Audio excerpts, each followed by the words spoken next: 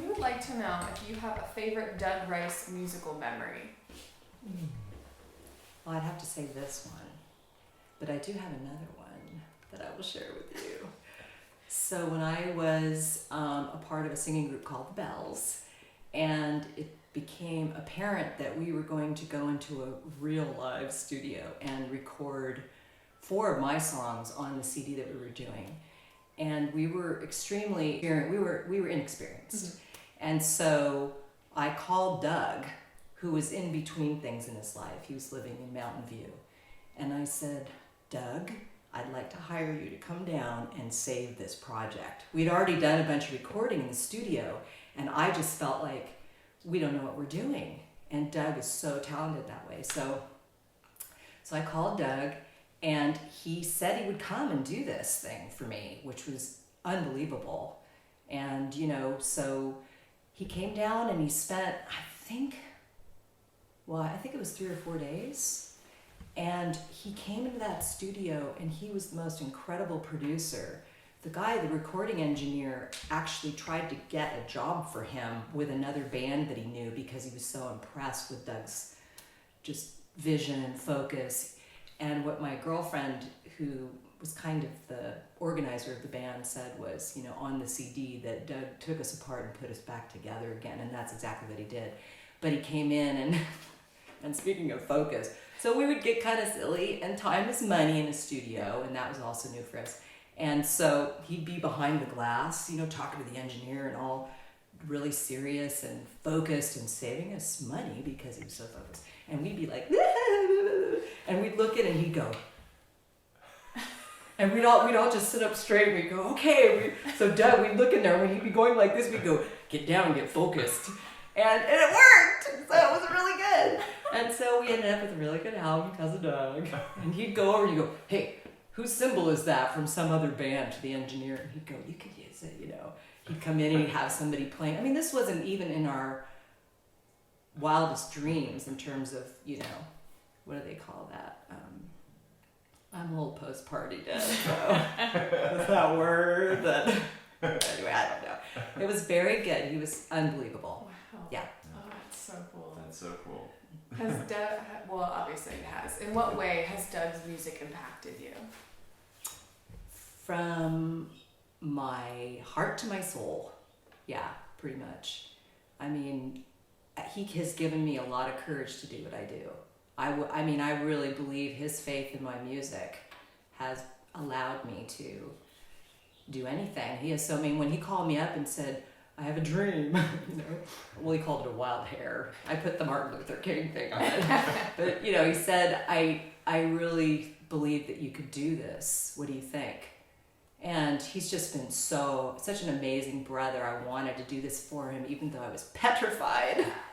And so diligence and his belief in me. So there's that, and then just his music is so penetrating. I realize sometimes when I'm writing, I can hear my Doug moments, because they're so deep when you've grown up around it and been with him, and the bands he was into influenced me and all that stuff. Yeah. So pretty much heart and soul. Yeah. Do you have a favorite album or song? Of Doug's? Well, my current one is Patience. You might have seen me up there. Yeah. I just couldn't help myself. I have so many. River of Love. I'm not prepared. But I do. I have too many to list. Sunset. I used that recently on a video that I made of my girlfriends and me backpacking, and it was just perfect. Yeah, too many. Oh my gosh. I covered his version of Okay, It's Not Coming to Me. So yeah, anyway, just okay. Yeah. Many. Okay, let me see. What do you think? This one? Mm-hmm. If you had only one sentence to describe Dougie as a musician, what would you say? It can be a really long sentence. A run-on? Give me a run-on? Okay. All right. Cut. Okay. Okay, I want to do like extemporaneous random word association. Yeah. Okay. Yeah. Explosive, brilliant, profound, moving, exciting, unbridled, quietly wild, wildly quiet, and eternal. Beautiful. Love it. Period. Yeah. That was my period. Oh. And scene. Do you want to do this one? Yeah. Okay. Tell us a little bit about what you remember of Doug's musical journey. And how it's shaped your own as well. Like. Yeah. Yeah, well, I've hit on some of those. Yeah. It's really hard to talk about Doug and not talk about a musical journey with him. Yeah. I mean, even if you're just sitting in a car, next thing you know, you're harmonizing and he's doing disharmony to mess with you, and then just, he'll say, oh, well, that's a minor sixth. And you're going, are we talking baseball? Right. No, anyway. No, okay, so how has he impacted me? What was the question again? A little bit about his musical journey, which you have touched on. From the time I really have deep memories of Doug, there's been a guitar in front of him, and he's been writing music, and he's been breathing music, and sharing it. Even if it isn't his own stuff, he's just sharing music. I loved what he did in his concert, starting with the Schubertians, because that showed his classical training, and vocally and just on the guitar, and it carries all the way through. I mean, here's another word for the other thing, is symphonic, because his music is just symphonic. And I think that in that way, he's able to, he's so broad that he has touched many people starting from a very young age to 85-year-olds, right? It's probably more people, maybe 100, I don't know. Yeah. So, yeah, that's pretty much it. He's just this with his music. Yeah. Always has been. Absolutely. Yeah. And our last question is, do you have a message or something you'd like to share with Doug? Well, I think that Doug Rice, you are a soul friend. I think that we were meant to know each other, and that yes, we happen to have we have some of the same genes coursing through us, but ultimately we would have found each other. We would have, through music, through nature, gardening. It would have been something. And I thank you.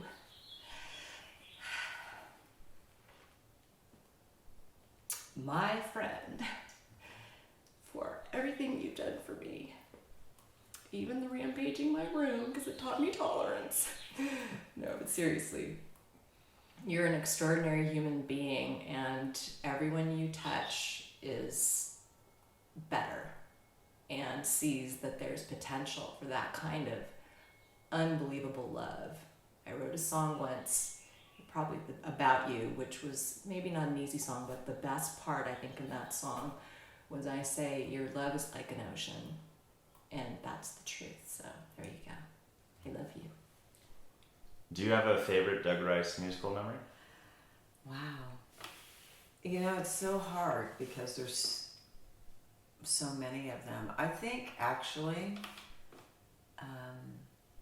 one of the most... Well, see, the thing with Doug Rice and why it's hard to come up with that answer is that he accesses right to your heart center. So there's so many moments that are incredibly powerful with him. And like the cooked rice concert when Al came out and he did the tender songs that he played for his mom, and the whole house started crying. Even our show yesterday, there was like such a blend of the Joshua song, Friend Beloved, the tribute to Ira. So I would say the exchange with him and his mom when he sung her the tender songs, not even at her 85th birthday, but at that moment where we were surrounded by all of our friends, and there was just something in that space. It was very tender. Yeah. And he did his tender song. Absolutely. So that's what I would say. I love that. In what ways has Doug's music impacted you? Oh my God, it changed my life. It's funny because I remember when I was first tuning into Doug's music, it was some of the music he was writing when he lived in Marin with him and Ingrid when they had first came to California, and he was laying down. I don't know if it's the sacred and secular. I'm not sure if that was the cassette that he had done, but he was doing these chants, and I have to admit, even at that time period, I had not really fully listened. Doug's music is such that it requires your attention and your connection to it. And when I first started really hearing Doug's music is in 1996, when I was like, I remember one time you had gone, I put you to bed and Dad was in bed, and I put on the headphones and I put on, I don't even really remember what piece I was listening to. It might have been some of his early New York music. And all of a sudden there was like a switch that went off, and I heard it. All of the layers, all of his orchestration, his intention, his power. And I think in that moment I was impacted to where everything was a different color. Mm-hmm. And it was a powerful shift, and to witness his evolution from that time period, 1996, and through the decade or the years into this new century and the music he's done at Rainbowland, I feel very blessed by having the opportunity to bear witness to his creative genius. That's just so it's radically impacted even how I hear music and relate to music. He takes you into a deeper understanding. So yeah. I'm really grateful for that. Absolutely. I think so too. Yeah. It's cool. Yeah. Do you have a favorite album or song? Wow. Well, one of my favorite albums is his Whispers. He went into a complete zen with Yogananda.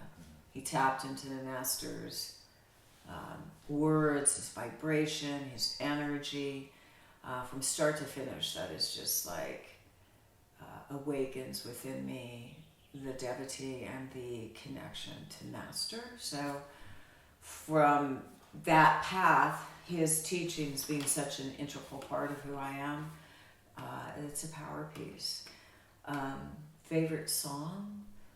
I would say the Friend Beloved that he so beautifully shared yesterday was a piece that will always touch me. That was written at a time where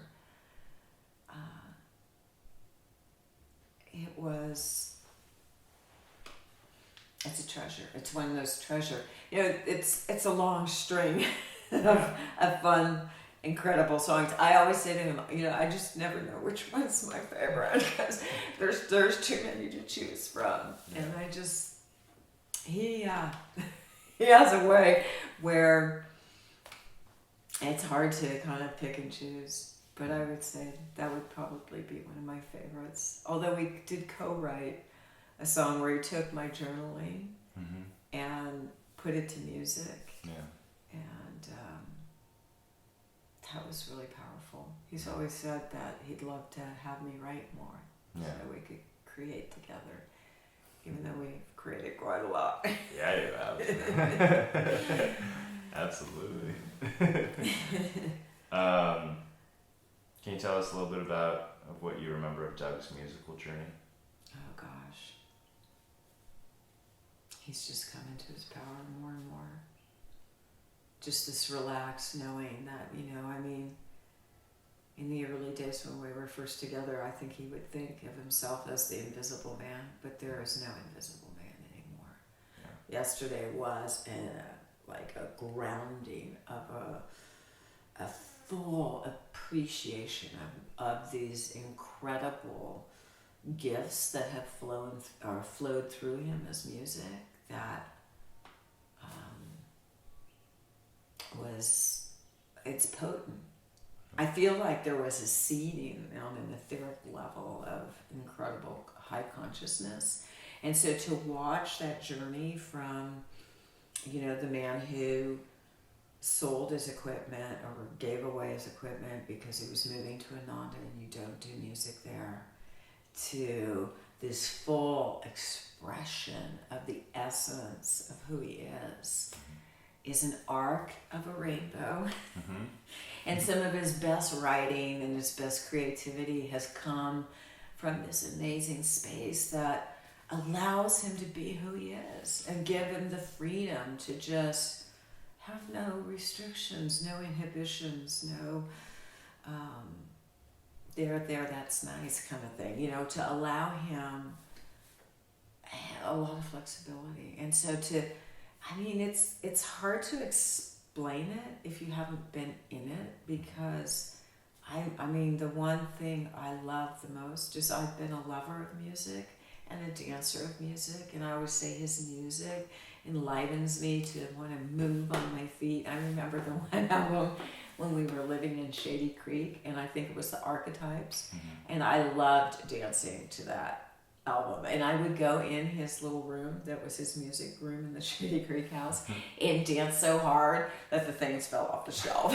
I think they may have even like shattered or something because I couldn't contain myself. And to just, even the concerts we did together that we hosted at David and Lenny's, they're like really were powerful steps for him on his musical journey. But yesterday was a pinnacle. That was a mountaintop experience. That was a get on top of the mountain, open your arms and say free. So I love that. I love that I've got to walk with him on his journey. I wouldn't trade it for anything. Absolutely.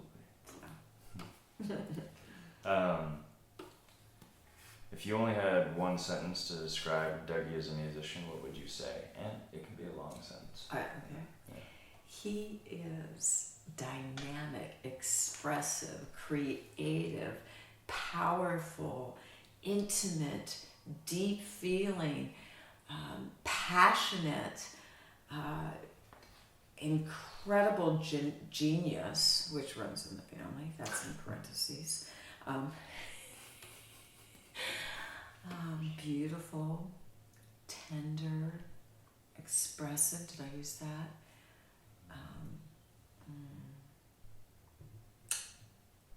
Heartfelt.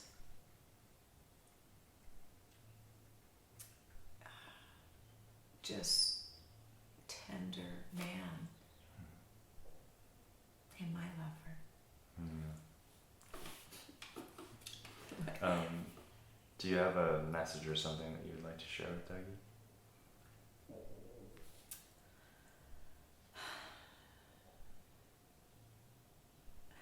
I just love you so much.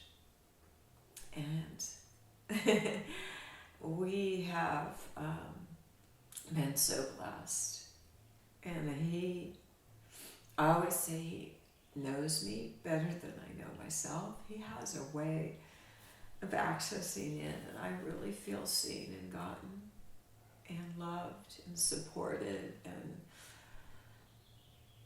I think we really do that for each other, and I'm just so grateful to have you in my life to have that experience with, and all of the love you've given to my beautiful family, especially Josh, just being so clear. I think I've learned how to trust myself because he's been, or you have been, that supportive sounding board place that I can bounce off of and come back into my center. I am so much more of a woman because you have been there to give me the foundation of support and continuity and really deep, committed heart love, and I just treasure you and love you forever. That's a beautiful moment. Thank you. I keep crying all the time. How it's been for you, and how just how the concert, the day experience with family and friends, and overall how it's been on the scope of your musical career and musical expression. Now you're getting to be a huge question there. Yeah. So let's start with the day. How was it for you? Well, the day is in the context of the whole experiencing, and your huge question is still appropriate. It's in the little pond of my life. It's a huge deal, and I would say it's been overwhelmingly fulfilling. That's a short answer to your broad question, so you can prod me if you want. Totally. We can just we'll just shoot the shit for like. Let's shoot the shit. And then just see what's going on. So, yeah, I mean. Well, in terms of it's a legacy concert. It's an interesting. I kind of latched on to that description. Jaine had recently been to see performances from Joan Armatrading and Melissa Etheridge, both who have had quite an arc to their career, and we're going around for a last time. I think for sure that was true with Joan Armatrading. But they were consciously doing a legacy concert, and they were using pre-recorded music as part of that expression. So there was a real overlap, and they were referring to their shows as legacy concerts. And while I didn't set out so much to do that, I wanted to do a show that was a broad range of my material over the years. And I wanted to do, one of the things that's been interesting, as I've made albums over the years, I always make, at the end of a project, I make what I call performance mix, with the thought that if I ever wanted to go out and do some performance where I could express the full arrangement and still have a live element. I would roll out the lead vocals, and I'll roll out the guitar or the lead instrument, and then archive it and have it available. So I had all these albums where I've made performance recordings, and very few of them have I ever used, So it was an interesting experience to actually make that work, because an album recorded in 2002 and an album recorded in 2015, and in between they've all had these performance mixes, but they're different times. I mean, the vibration in the air is different, so the quality of the recordings is reflective of that moment in time, and they're different. You want to then string them together and then play along with them and try to make a homogeneous performance, something that feels like it's really a live performance, even though some of it's live and some of it's pre-recorded. So taking from different time period mixes, and then just the act of playing a live instrument against pre-recorded music and finding the right mix to where it actually can work as a communication musically.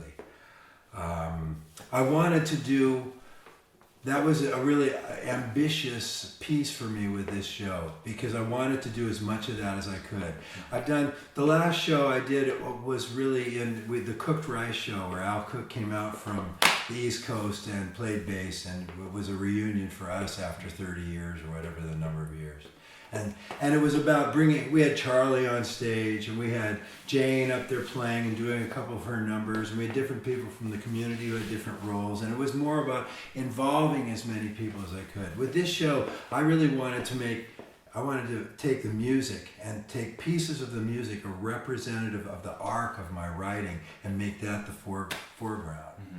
So 3/4 of the show ended up, I didn't realize it until the last week that was the proportion, but 3/4 of the show was me playing with pre-recorded music. There's a certain risk to that. Yeah. When I've done that in the past, what my experience has been, if I did part of the show with like the Self-to-Shelf show, part of that, the show was the album was pre-recorded. The music with the ensemble was various selections. It takes work for the audience to listen to me play with the pre-recorded music. It's easier to connect where everybody up there is live. And it's almost, the ensemble became almost a relief to the effort required as a listener. So to make that a predominant proportion with this show, the truth is I've never done, and I haven't done that many of these shows, but I've never done more than an hour and a half. And the reason I didn't want to ask too much of people. I didn't want to presume on them. 90 minutes seemed to cut off. And when I first started thinking about this show and looking at what I'd like to do, started pulling songs, and then realizing that keeping it an hour and a half would cut me off from things I wanted to do, I just said, fuck it, I'm doing a 2-hour show. People, they can come and leave if they want to, but I'm just going to do that. I'm 60 now, man, I'm going to do. So the focus with this was to really, and I wanted to do the pre-recorded music because what I really am, I'm less of a natural performer and more of somebody who goes into the studio and writes it and records it. Most of the stuff, I'll do an album, I'll be writing, I'll be recording, and then when it's finished, I never play it again. So I'm pulling these, I'll learn how to play the songs again. But that's really who I am. I journal with songwriting, and my life is really articulated in the arc of the albums. I just wanted to cut in and say that you've been talking a lot about communicating via your musical expression, and a lot of the people that were there at the concert and that I've been interviewing, they've been communicating how your musical expression has had an impact on them and their lives. So I was just curious how. I look forward to seeing those. I wanted to just hear a little bit about how having all these people from different walks of life over the course of your journey, like how was that for you to have just that coming together of so many different people? Well, again, overwhelmingly fulfilling.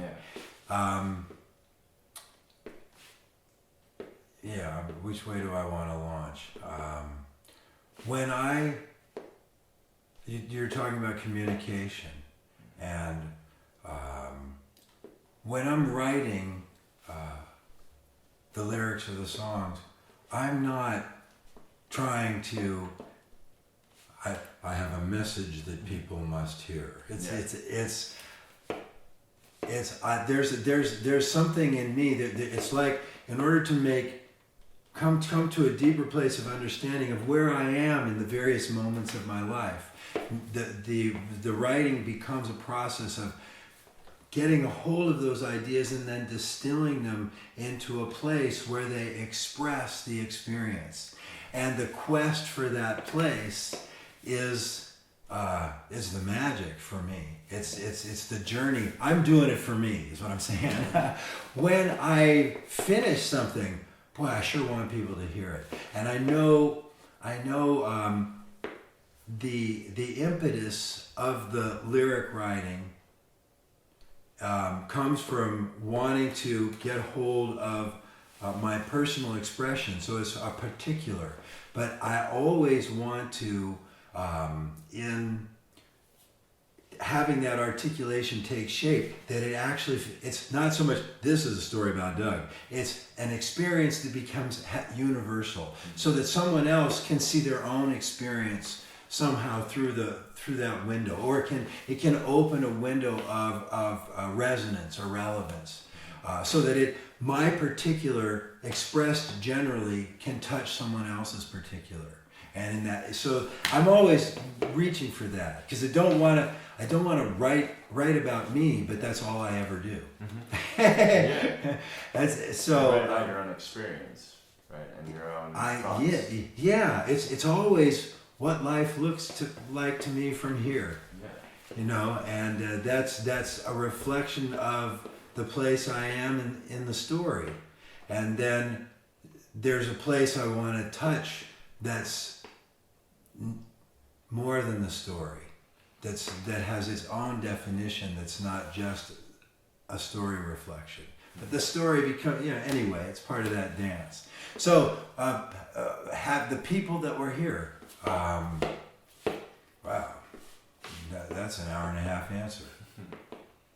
Yeah, a broad range of people, that reflected. I started the concert with the recording of the Schubertians because I knew Dan Summer was coming, and being part of the Schubertian tour in 1979, we toured England, did I think it was 18 concerts in 24 days. It was a whirlwind.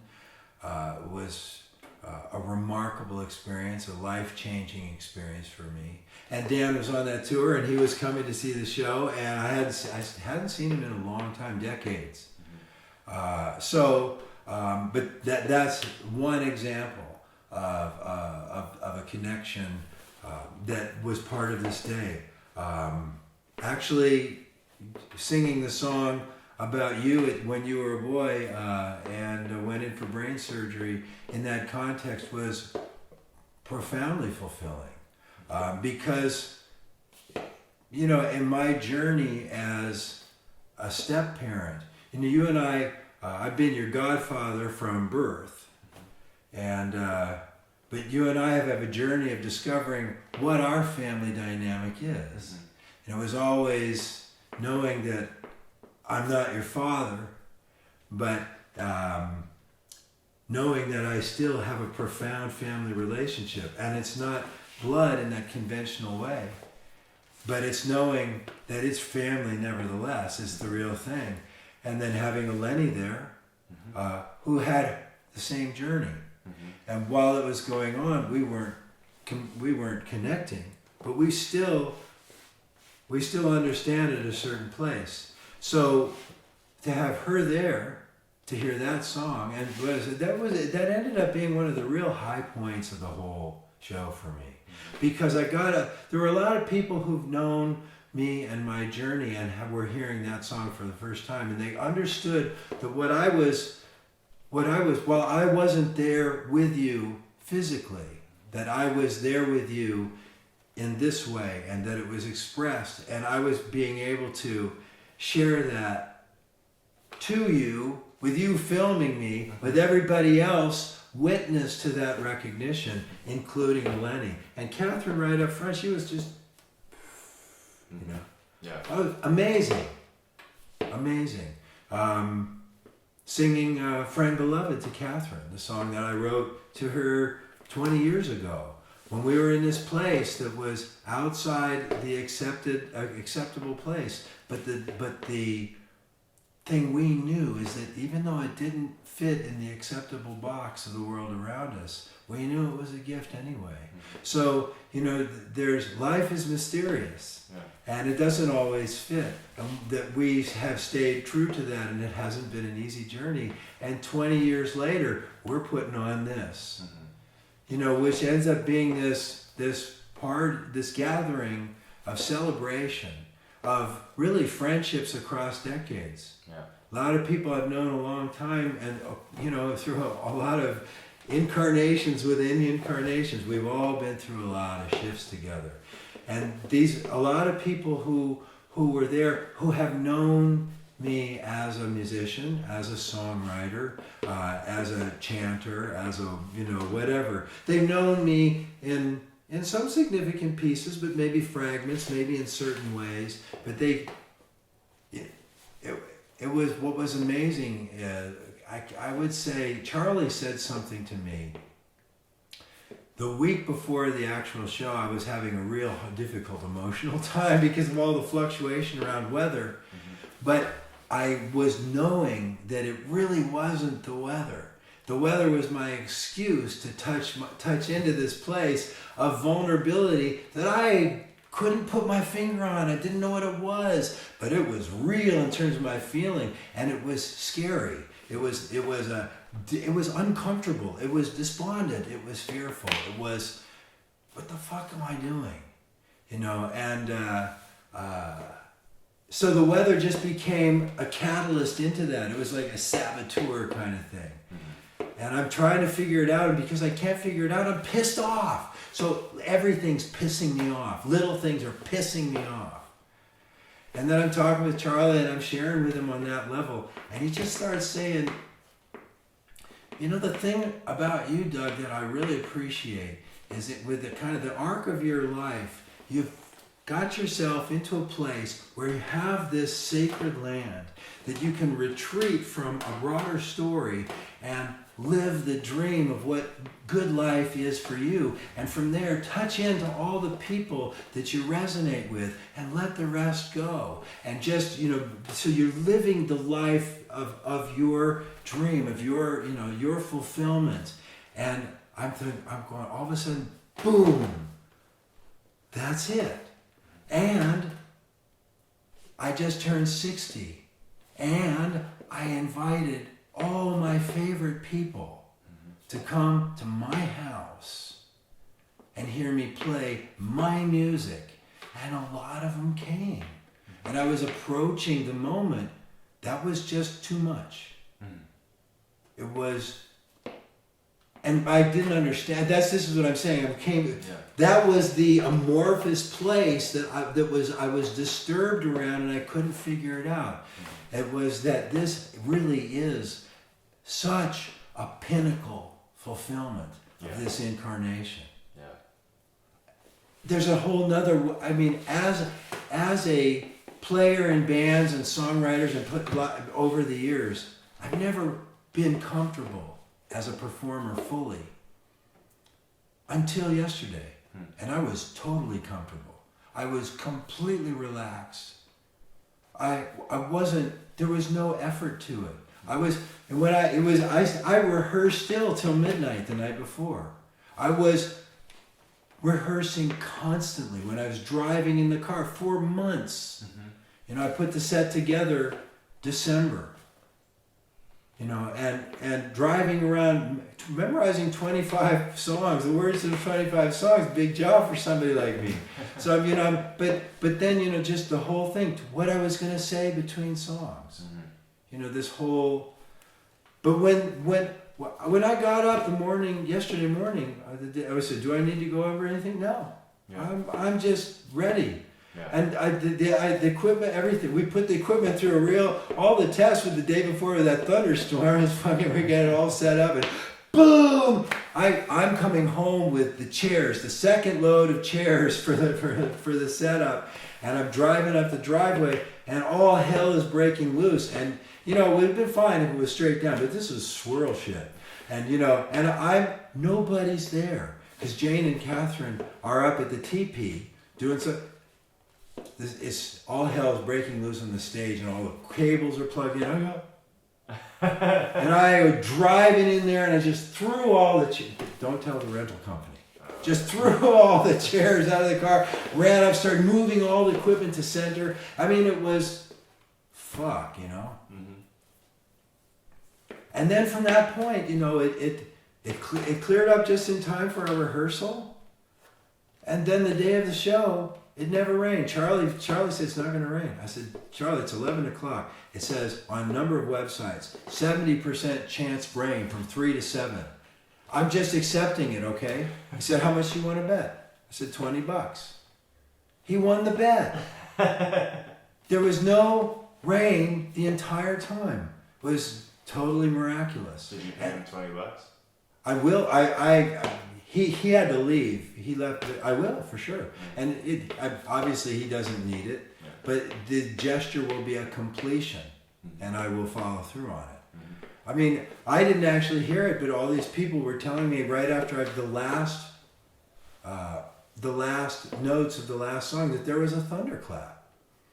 I had 15, 20 people come up and tell me afterwards. I didn't actually hear it.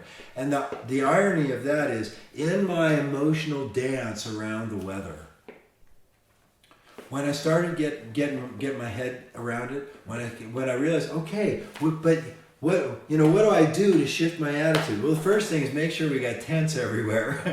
So, and we lined up those tents. I just said, screw it. Let's just have the tents. Let's get them here as soon as we can, because we got to rehearse Thursday. We got to rehearse Friday. It's the only time the whole band had to play together. So let's just get the fucking tents and not wonder if it's going to rain or not. It's going to rain. Let's get the tents. We got the tents, and then from there, that gave me the practical world peace of mind sufficient to say, okay, now we just need to line up with it. Here we are. The food's coming. The people are coming. We've done the work. We're just going to do the show.